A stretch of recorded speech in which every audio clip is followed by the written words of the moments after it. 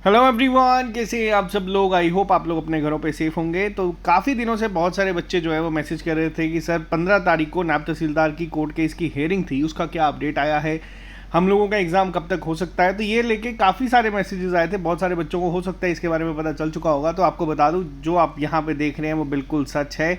अब यहाँ पे एक और जो है तारीख पे तारीख जो है वो मिली है। क्या अपडेट आया मैं आपको एक बार यहाँ पे बता देता हूँ। जो लोग यहाँ पे हमारे साथ जुड़े हैं, इस चैनल को सब्सक्राइब कर सकते हैं ताकि आपको हर एक अपडेट मिलता रहे। और इसी के साथ आपको बता देता हूँ एक इंपॉर्टेंट मैसेज उन सभी बच्चों के लिए जिन्होंने इसका फॉर्म फिल करा है या जो सोच रहे हैं कि जब फॉर्म वापस से ओपन होगा तो उसको फिल करेंगे। तो यहाँ पे आपको बता दूँ, जो ऑफिशियल ऑर्डर यहाँ पे आया है वो ये आया है कि रिप्लाई जो है वो फाइल नहीं करा गया था रिस्पॉन्डेंट्स के द्वारा। अब यहाँ पे अगर मैं सिनेरियो आपको बताऊँ तो 15 जुलाई को इसकी जो लास्ट डेट थी अप्लाई करने की वो ख़त्म हुई थी और कोर्ट ने यहाँ पे एक ऑर्डर दिया था कि जो आपने सिर्फ बेसिक उर्दू की नॉलेज का ऑप्शन वहाँ पे दिया है कि वो आपको उसकी नॉलेज है तो आप अप्लाई कर सकते हैं, उसकी जगह आप लोग जो 5 ऑफिशियल लैंग्वेजेस है उसको इनेबल कर दीजिए या फिर उनको सब बच्चों को फॉर्म फिल करने का मौका दे दीजिए। लास्ट डेट थी फॉर्म फिल करने की 15 जुलाई।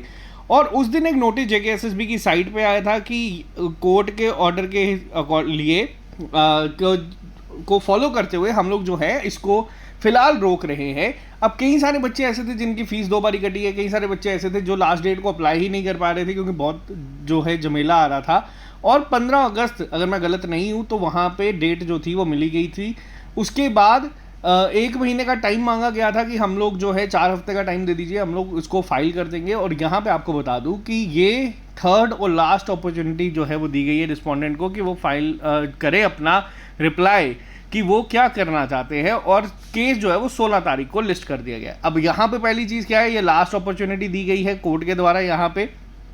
और यहाँ पे अब कई सारे बच्चे ऐसे हैं जो कह रहे हैं कि सर तैयारी नहीं हो पा रही। ऑब्वियस सी बात है कि नहीं हो पाती। जब बच्चा एक फोकस्ड है, उसको पता है कि मेरा एग्जाम 2-3-4 महीने में हो जाएगा, तो इंसान एक एनर्जी अलग लगाता है। अब यहाँ पे मैं आपको चीज़ वापस से यही रिपीट कर रहा हूँ कि देखो वैकेंसी साथियों 75 है, 75 ही रहेगी, जिसके में अगर ओपन मेरिट की बात करूँ तो वो आपकी 30-32 के करीब करीब है।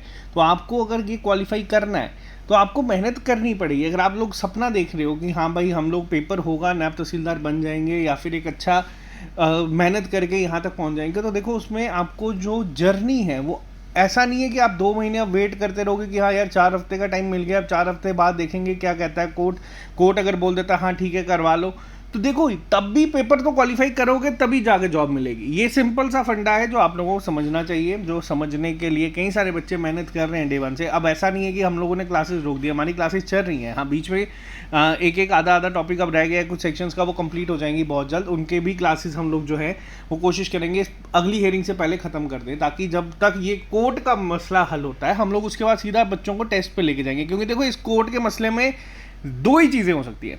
पहली चीज़ क्या हो सकती है, या तो आपको बोल दिया जा सकता है कि हाँ भाई उर्दू हटा दो, ठीक है, जो कि चांसेस कम है। मैं सिर्फ एक आपको सिचुएशन बता रहा हूँ, या तो बोलेंगे हाँ ठीक है भाई उर्दू रख लो।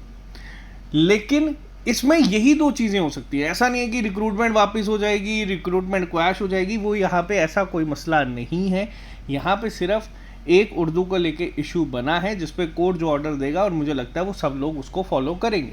अब वो कोर्ट क्या ऑर्डर देता है उससे पहले इंपॉर्टेंट है कि इसको कोर्ट की हेयरिंग जो है वो प्रॉपर तरीके से हो। जो जिम्मेदारी लेते हैं यहाँ पे, क्योंकि आपने 6 करोड़ रुपए लिए हैं, आपने बच्चों ने 1 लाख से ज़्यादा बच्चों ने अगर फॉर्म फिल करा है तो उन बच्चों की जिम्मेदारी आप पे है कि आप उनका एग्ज़ाम भी कंडक्ट करवाएंगे और आपका फ़र्ज़ बनता है कि आप वहाँ पर रिप्लाई भी फाइल करेंगे। क्योंकि सिर्फ फॉर्म ओपन करके क्लोज करना ही जिम्मेदारी नहीं होती, आपको उस पर रिप्लाई भी फाइल करना है। और ये कोर्ट ने भी जो लास्ट यहाँ पे दिया है एक वार्निंग टाइप, और इसका उम्मीद है कि जो यहाँ पे कंसर्न अथॉरिटीज़ हैं वो उसको सीरियसली लेंगे और बच्चों का यहाँ पे हेल्प करेंगे। क्योंकि बाकी ये अपडेट था जो कि कल से ही परसों से हमारे पास आ चुका था। बहुत सारे बच्चे मैसेजेस कर रहे थे, उनको इंडिविजुअली हर एक को बता रहे थे कि हियरिंग की डेट ही मिली है। अब ये कुछ ज़्यादा ही मैसेजेस आ चुके थे तो हम लोगों ने सोचा कि हर एक बच्चे तक ये चीज़ पहुंचा देते हैं। बाकी मेहनत करते रहो, ये चीज़ हम लोगों ने पहले भी देखी है, फिर वो JKPSI हो, फाइनेंस अकाउंट असिस्टेंट हो, एग्ज़ाम डिले होते हैं। JNK में आदत बन चुकी है लोगों की, बच्चों की, हर एक इंसान की। रिक्रूटमेंट आती है, कोर्ट में जाती है, पहले माथा टेकती है, फिर उसके बाद वापस आती है, फिर एग्ज़ाम डिले होता है। बट ग्राउंड रियलिटी ये है कि एग्ज़ाम होता है, बच्चे क्वालिफाई करते हैं और मैं 6 साल से इस फील्ड में हूँ आप लोगों के साथ, उससे भी पहले 10 साल से ज़्यादा मेरे को इस फील्ड में टोटल हो चुके हैं। अपनी तैयारी को भी अगर मैं काउंट करूँ, एग्ज़ाम होते हैं, एग्ज़ाम क्वालिफाई वो करते हैं जो मेहनत डे 1 से कॉन्टिन्यूसली रखते हैं। ऐसा नहीं है कि आज मन किया तो पढ़ लिया, कल मन करे नहीं करेगा तो किताबें बंद कर देंगे। क्वालिफाई वही करेगा जो मेहनत करेगा। ये आप लोगों के लिए है इंपॉर्टेंट मैसेज। जितने भी बच्चे ये सपना देख रहे हैं कि हम इस 75 में आ जाएंगे, तो आपको मेहनत उतनी ही करनी पड़ेगी। बाकी ये अपडेट था, मिलते हैं आप लोगों से जल्दी नए लेक्चर के साथ। जो इस चैनल पे नए हैं, इस चैनल को सब्सक्राइब कर लीजिए ताकि आपको हर एक अपडेट मिलता रहे। Bye bye, take care, all the very best, see you soon.